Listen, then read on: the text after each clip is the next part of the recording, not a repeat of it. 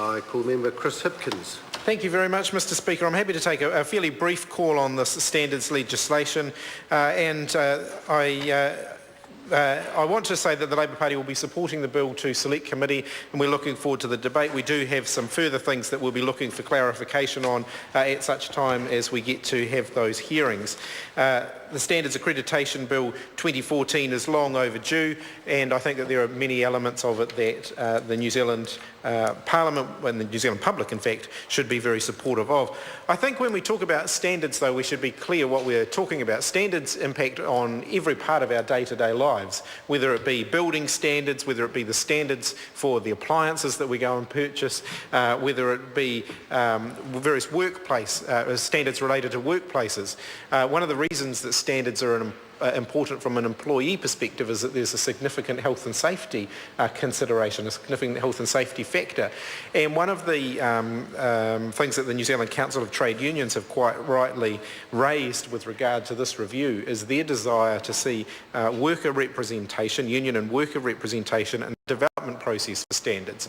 And I actually think this is very, very important. If you look at health and safety in the workplace, take an industry that I've become familiar with in the last few months, the forestry sector, for example. I think we do need to have workers much more involved in the development of standards within the forestry sector, because we need to get that wider buy-in to what's going on there. If we're going to address health and safety in the forestry sector, then it's going to need to involve all of the players in the forestry sector. And I think that's a good example of why making sure that the standards that get set have good buy-in and are well supported. So that's the first point that I'd like to make, is I'm going to be looking, as this bill progresses, to ensure that there is adequate worker representation throughout the process. You have to forgive me, Mr Chair, I have somewhat of a rusty throat today.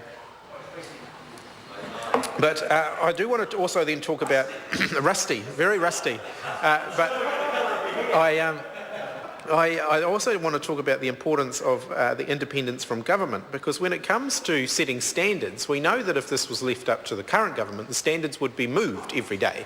And one of the critical things about standards is you set standards so that there's a reliable benchmark, so that people know where they stand. And yet we don't seem to have that with the government. So, for example, just a classic case in point. Well, national standards are a great example. National standards would not survive the scrutiny that this bill proposes. National standards are not national nor standard, so they would fail at the first hurdle. But then John Key's standards for ministers would also fail at the first hurdle, because they change depending on who the minister is. So, for example, we know that there was a certain level of standard for Judith Collins. She seemed to manage to get away with a lot of stuff. And then suddenly the standards changed and she was out. Same with Maurice Williamson, suddenly he was out. And yet then we had examples today where John Key fails to meet his own standards, but apparently that's okay, because when he didn't meet his own standards, he wasn't acting as Prime Minister, he was acting as leader of the National Party. And so therefore the standard really depends on which hat he's wearing at the time. So I think that having independence from government when it comes to setting standards is very important, because we know where we stand, so to speak, when standards are set by an independent body. We certainly don't know where we stand when they're set by this current national government. So we'll be looking forward to seeing this bill progress through. There are some very positive aspects to it. I would say, of course, when I started at the beginning, I mentioned that this was very long overdue. There was a bill, of course, drafted in 2008, all ready to go by the previous Labour government. And that, of course, was stalled by the current national government for 6 years. They are now finally getting round to progressing this legislation, and I think that that will be a welcome thing.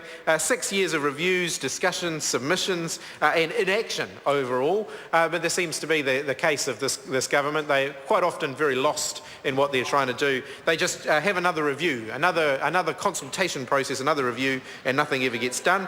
But we're pleased to see that this is now finally progressing. I think that we'll be following the debate very closely. Thank you very much, Mr Speaker.